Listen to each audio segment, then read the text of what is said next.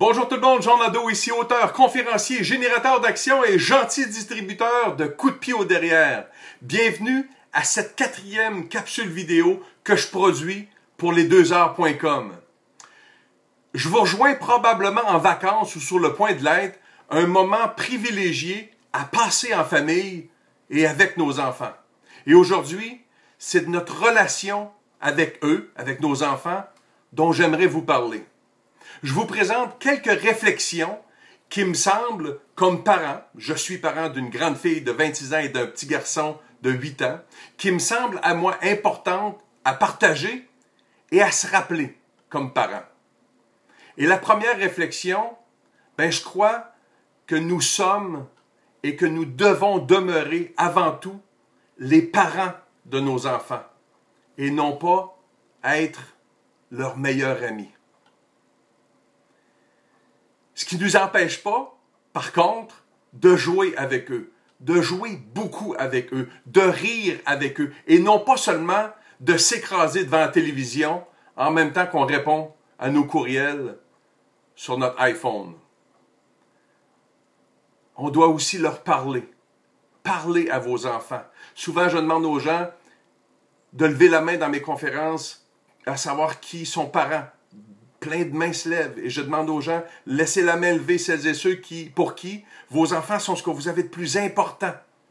Et il n'y a pas de main qui se baisse. Et pourtant, une étude américaine a démontré qu'en moyenne, les parents passent 13,5 minutes par semaine, 13,5 minutes par semaine à avoir des conversations significatives avec leurs enfants. Nos enfants sont ce qu'on a de plus important, mais juste pas assez pour leur parler. Et pendant ce temps-là, on passe 30 heures par semaine à regarder la télévision.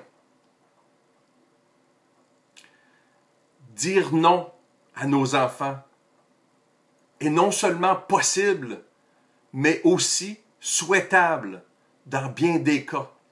Il y a une multitude de leçons à apprendre pour un enfant à toutes les fois qu'on lui dit non. Et il faut aussi lui dire oui de temps en temps. Aussi, faites très attention à ce que vous dites et à ce que vous faites. Vous êtes le modèle numéro 1 de vos enfants. Faites attention à ce que vous dites. Faites attention à ce que vous faites. Jusqu'à un certain âge, soyez aussi attentifs à l'environnement externe de vos enfants, surtout par rapport aux amis avec lesquels ils se tiennent. L'amour de nos enfants doit aussi inclure de la discipline, un certain code de conduite dans votre meute, dans votre cocon familial. Dans cette ère où on parle presque à tous les jours d'intimidation, enseignez à vos enfants à ne pas être ou à ne pas demeurer une victime. Il y aura des intimidateurs tant et aussi longtemps qu'il y aura des intimidés à intimider. Parlez d'argent avec vos enfants. Faites-les jouer avec l'argent le plus rapidement possible. Vous le savez, l'argent deviendra un des concepts fondamentaux de leur vie quand ils quitteront la maison.